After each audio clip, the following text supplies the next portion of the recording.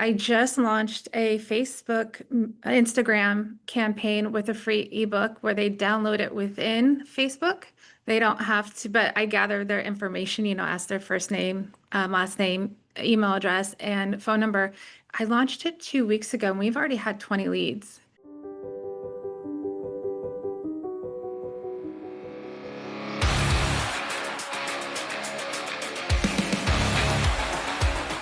Sharp Strategies, Sweet Success. Hello and welcome to Sharp Strategies, Sweet Success. This is your host, Tiffany Swidensky, and I'm here with Michele Feilmeier. She's the marketing director at the Steffens Law Firm out there in Nebraska. And I asked her to be on the podcast today because I love talking to marketing directors because it's often the perspective in legal marketing that lawyers just don't get. They're hearing a lot from vendors who sell things and vendors who want to make people excited about their product and what they're trying to sell just in general or promote. But marketing directors, when you talk to them, they're getting into like the real problems and challenges that we see at law firms. And also, a lot of times marketing directors have successful marketing campaigns to talk about that the attorney kind of just doesn't pay attention to. And so it's always nice to have marketing directors on the show. And Michele, thank you so much for being with us today. Of course. So Michele, why don't you go ahead and introduce yourself and let everyone know a little bit more about you? Sure. So I work at Steffens Law, marketing director. I've been here. I just had my second year anniversary here. Before I was in law, I was in healthcare marketing. So I did healthcare marketing for a very long time.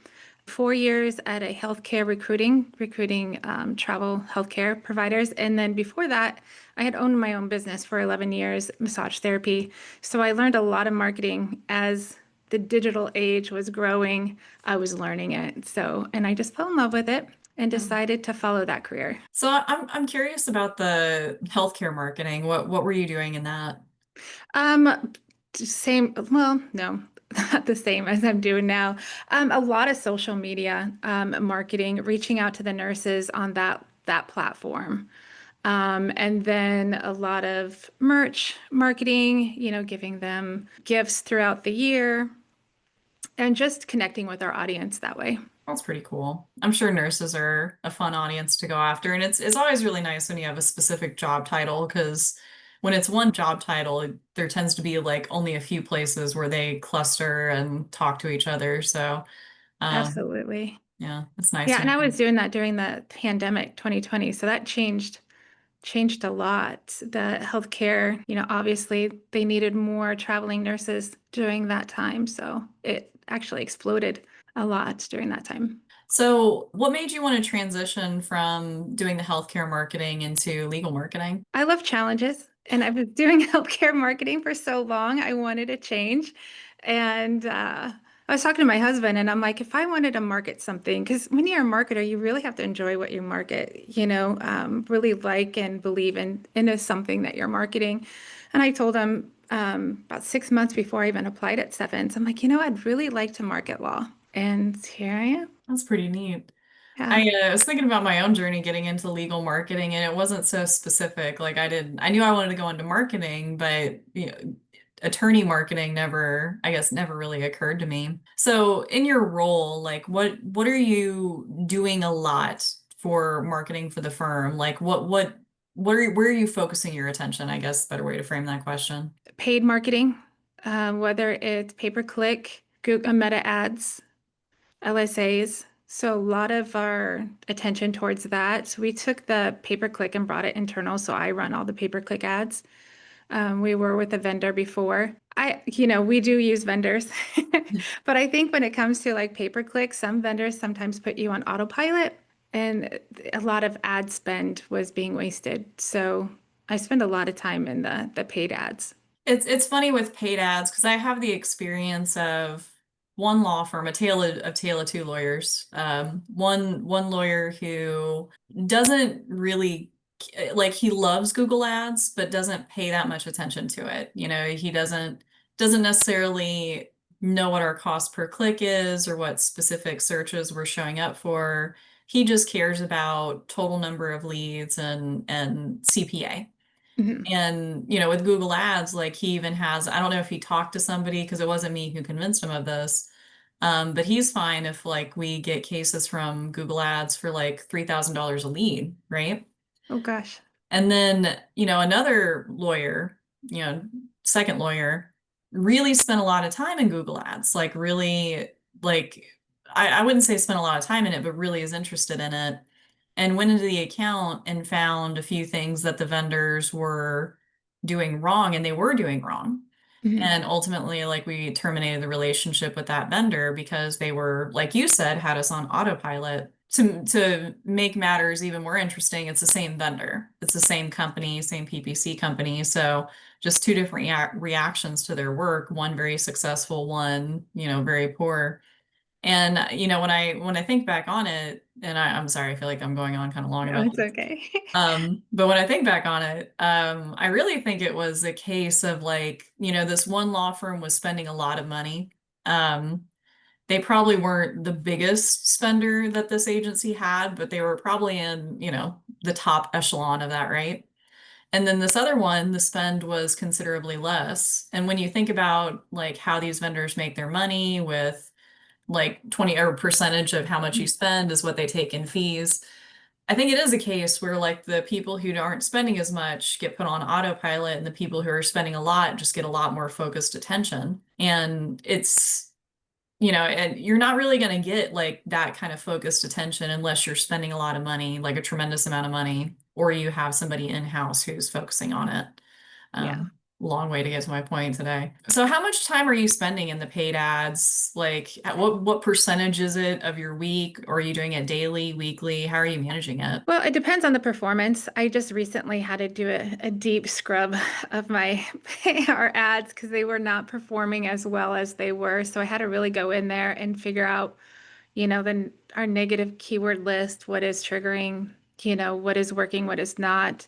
So that took a couple days to really deep clean.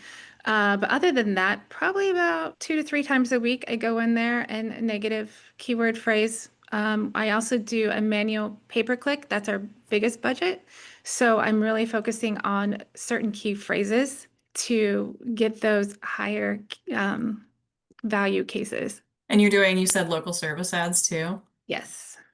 And we've talked about, because you and I have known each other for a while, like we've talked about that off and on for, I guess, a couple of years now.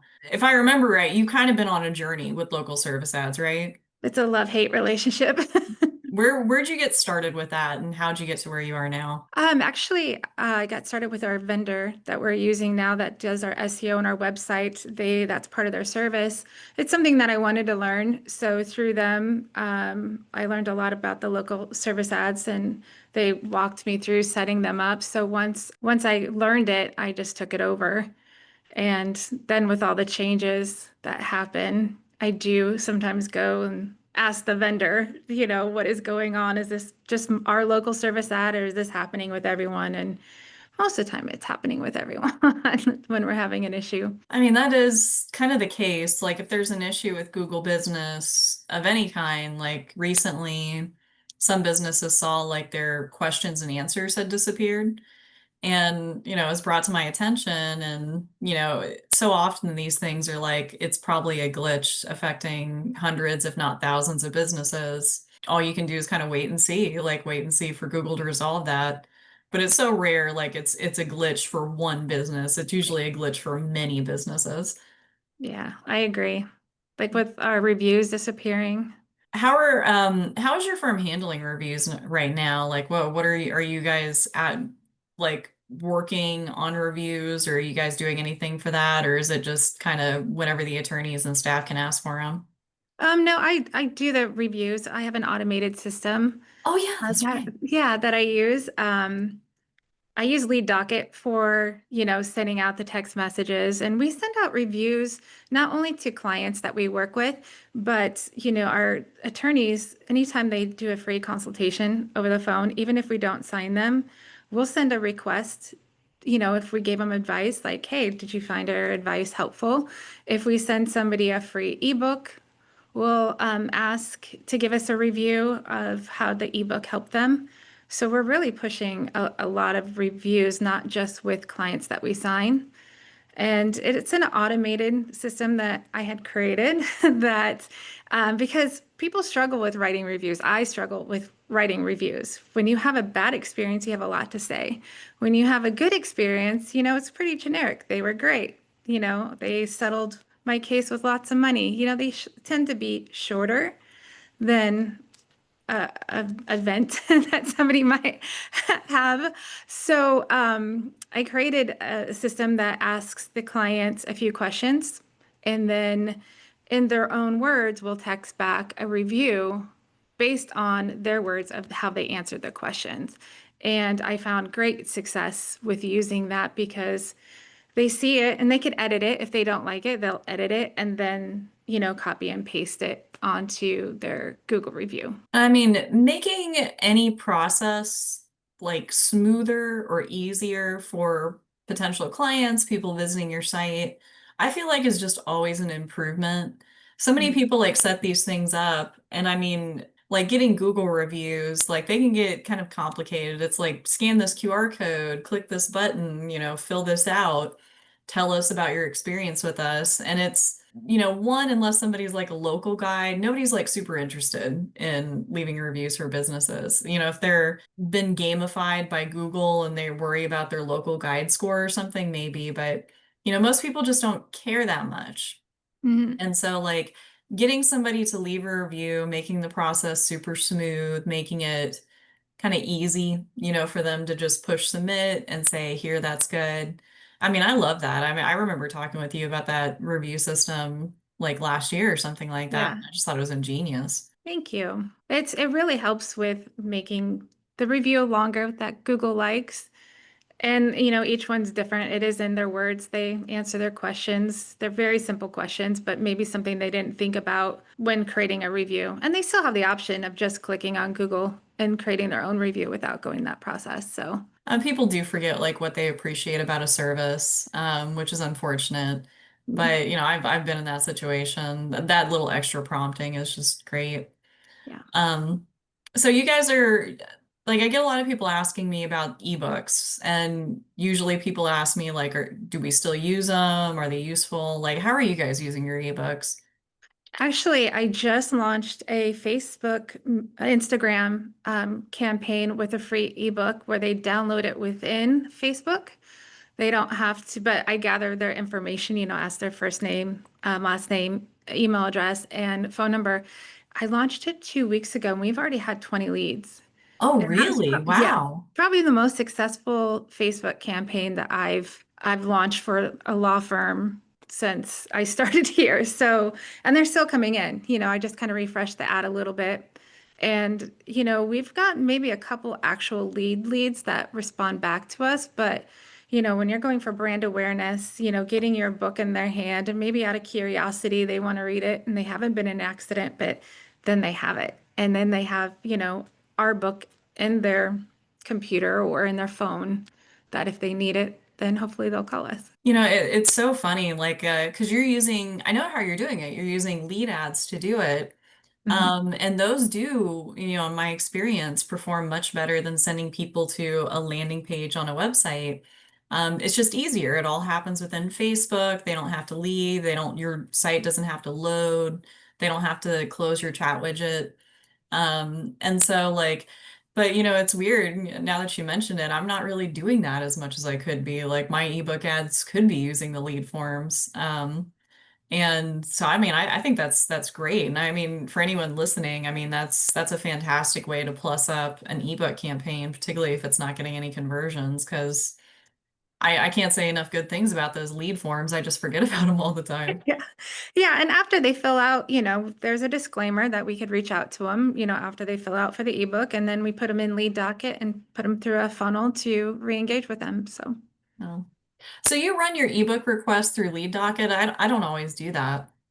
No, after they get their download the ebook through Facebook, keeping them in Facebook, then I go to the lead center and then I enter them, or I haven't created a Zap to put them directly into lead docket yet.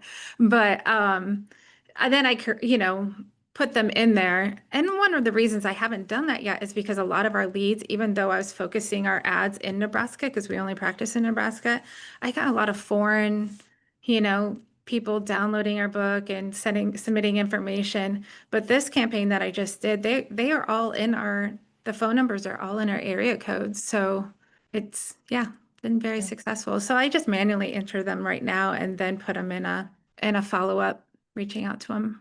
Yeah, spam is a constant plague on the marketing world. I worked on a GPT that would help us like segment spam so like they wouldn't hit lead docket or CRM because this one website was just getting so much and it was really frustrating.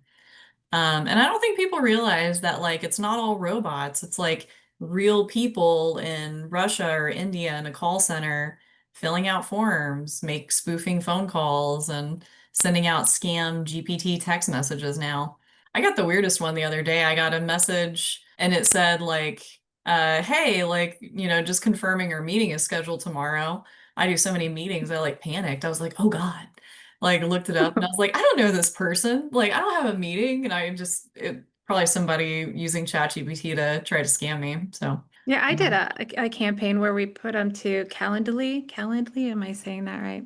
And yeah. we got a lot of out of the country. And I was doing a retargeting campaign for website visits, and that was a lot of foreign countries. You don't realize how many people that are coming to your website that are from foreign countries, and then retargeting them, and then they fill out your form. So You can segment that, I think. Actually, I'm going to look into that because that's actually a really good point. That's an issue with the retargeting pixel, particularly if you get, when you hear that, it's like, oh, there's a lot of out of country traffic coming to your website. The instinct might be let's block the traffic. Let's just block India traffic, block Russia traffic.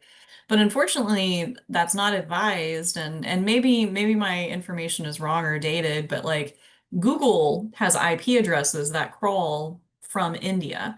And so if you block India traffic, you're blocking one of Google's crawlers from seeing your site and it's problematic. yeah, Um, and I think that's why it's important for us to look at the regions, I think are what they called in Google Analytics, basically states. That'll yeah, just show you what states you're getting traffic from. And that's something that I like to look at for a website, like what states are we getting website traffic from? right. Are you using any tools other than just like ChatGPT to track like mentions of your website in ChatGPT? Like, are you using anything for that right now? No, I am not. So I've heard like mixed things about these tools and just FYI for our listeners, but like some of them, it's not like Ahrefs or Moz. Like some of them are like it's a tool that'll query ChatGPT and ask it how your brand is doing on ChatGPT and get a response, which Hmm, isn't exactly like we're not exactly getting data back. It's, ChatGPT is still kind of autocomplete to some respects. It's just guessing, right? right. And so those tools aren't really useful. But what I have started doing is looking at our website forms and looking at the refer URL or the UTM tracking parameters and looking for ChatGPT. And even though like people aren't saying ChatGPT like when they're doing intakes, but we're getting that data from the form fills, which I think is really cool. Right. It's nice that not all the traffic we're getting is from Google anymore, basically. Yeah, we've had a couple people say ChatGPT is where they heard about us, and then also being in that AI overview Yeah. is always nice when you show up show up on that. So are you doing the SEO too, or are you working with a vendor? Working with a vendor, but I have SEMrush. I think I've talked to you about that. So um, I go in there and keep tabs. How getting running our numbers and just making sure everything's up to par. Do you feel like they're doing a good job for you? Like, are you generally liking the trend of your website right now? I do. When I came to Stefan's Law, we were on a different platform and we built a whole new website. And with that, it takes time to rebuild and get momentum. And then we dropped bankruptcy and only doing personal injury and estate planning. So that was another big, huge change for Google. At the same time, Google was making their huge changes. So it took a little bit, well, not a little bit, a big impact on our page because we've been known for bankruptcy for so many years. So doing that switch, there's been some growing pains, but I'm really, yeah, impressed and pleased with what they've been doing.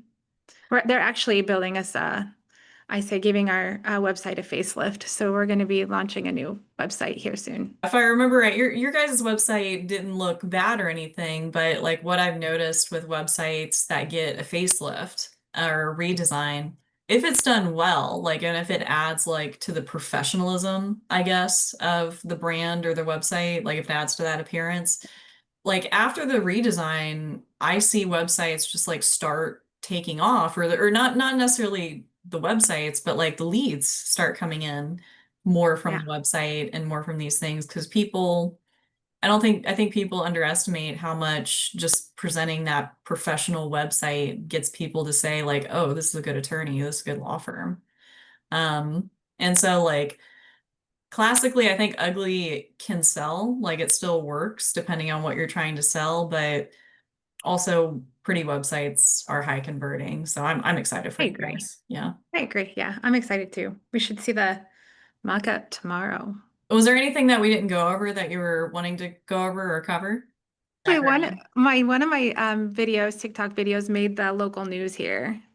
The Lincoln newspaper star reached out to me on Reddit because this video that I created was on Discord, Reddit, because people shared it on other platforms from TikTok, Facebook, and everything. So she reached out and I did an interview, and yeah, over my TikTok. That's so funny and cool. What was really interesting to me, I mean, all of it's really interesting, but tell me a little bit about how you get engagement on those videos and like what really brings people to the comment section to say something on your video.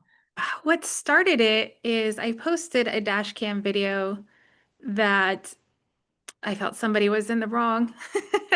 They didn't yield to emergency vehicle in a intersection. They had a green. Everybody else had stopped, but this one car. But in the video, you can't see that everybody else stopped at the intersection, but this one car.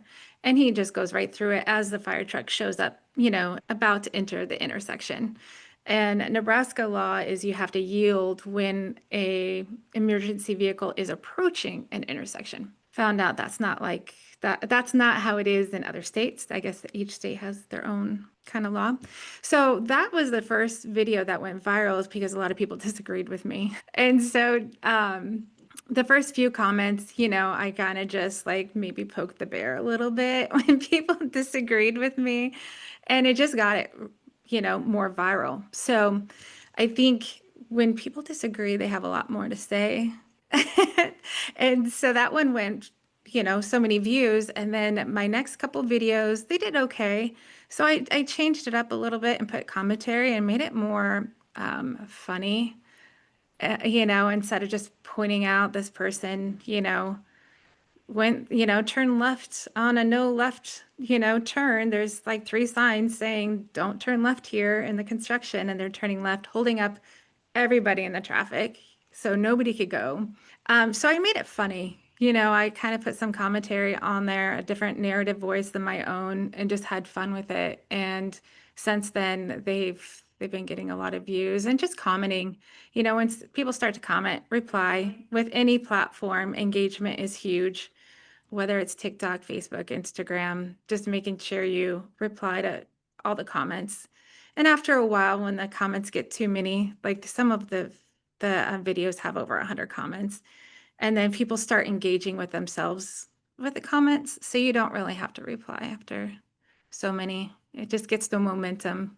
And I think the important thing there is like you made content, and I mean, you said content that people disagree with, and I think that's part of it. Like, I think it's content that some people agree with and some people didn't agree with your conclusions, and it just kind of pre-populates this conversation, I guess, or it like Mhm. sets the stage for the conversation that people are going to have. And, when I'm looking through videos and reels, it's a lot of, I call it rage bait, people just, doing something deliberately wrong or deliberately odd so people will comment on it. I saw one, and this is freaking gross, but and I found out it was like staged or faked later. But like apparently this woman was dressed in very, I guess, almost Amish clothes, and she had the family's hand washing water in a single bowl that they apparently used or reused throughout the week. And it was like this cloudy brown water. And she was like, the real look like it was like, oh, I'm a homemaker and this is what we do to save the environment. But it was fake, it was just all fake. Yeah. But like, and it was pretty obvious it was fake. Like a few comments down, somebody said it's fake, but people were still talking about it, arguing about it, even though like I don't know who's on the side of reusing hand washing water, but I guess someone was, and they were arguing about it.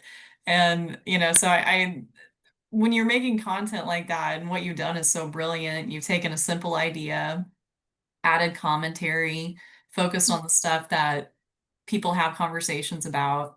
I mean, that's like the perfect strategy for setting up an account that, gets engagement and gets popular. So I mean, that's awesome. I'm really, really happy for Yeah, you. there's a lot of construction going on here in Lincoln, which I'm sure a lot of cities have those times where it seems like every single street has construction. And we're going through that right now. So it's a common frustration people have, and being able to watch it and laugh at. I heard this once, and maybe it's true, maybe it's not, but I guess they do more road work in the summer because the asphalt is easier to like lay and stuff when it's hot, which makes sense, but it's also like it's probably the best time logistically, but like the worst time for like everyone else. Yeah. It's like summer construction kind of sucks. Yes, it does. There's every single road to my work now has construction. Every single road. So yeah, Um, it's kind of my commentary, like my therapy making those videos because I'd go full road rage, I guess, if I did it. No, I mean it's fun. I guess it's always nice just to have something fun, even if it's for yourself. Although I do think that that would be a great TikTok account for a law firm. Yeah. 'Cause it's relevant and easy to make. You just have to capture the footage, Yeah. um, which, might be hard. But Well, I mean, it's been hard the last couple weeks. I'm like, oh, nobody's doing anything wrong. I can't catch anybody doing anything, but you gotta I'm start throwing still working. banana peels out the window or something. Right. Just look for the best. Yeah. Record myself making a wrong turn. No. Yeah. I didn't do that. That's my worst nightmare is that end up on somebody else's dash cam after making these videos. I could just see the headline. It's like, driving critique TikTok star makes wrong turn and gets caught. That's so funny. That's like a Daily Mail headline. That's so funny. Yeah. All right, Michelle, where do you want people to look you up when to learn more about you? My LinkedIn page, that's a good place. Or if you want to check out my TikTok dash cam videos, there'll be some gardening in there too. I throw it all in there. But Oh, I mean, I love gardening. I did which you knew, but you weren't able to come, but we did the seminar a few weeks ago. And when I asked everyone in the room, like, what are your hobbies so we can all get to know each other? Like I feel like a huge percentage of them said gardening. mm, And so I'm just at this point, I'm just like good marketers love to garden. I And love it. you cannot convince me otherwise. I have a huge garden. Oh, you do. You could see it on my TikTok. Well, Michelle, thank you so much for coming on the podcast. It was a pleasure having you and talking with you. Um, Um, Thanks for having me. yeah. If you guys look Michelle up on LinkedIn, learn more about her, learn more about her law firm. I follow her. They're always doing cool stuff. But thank you for listening, and we'll talk to you soon.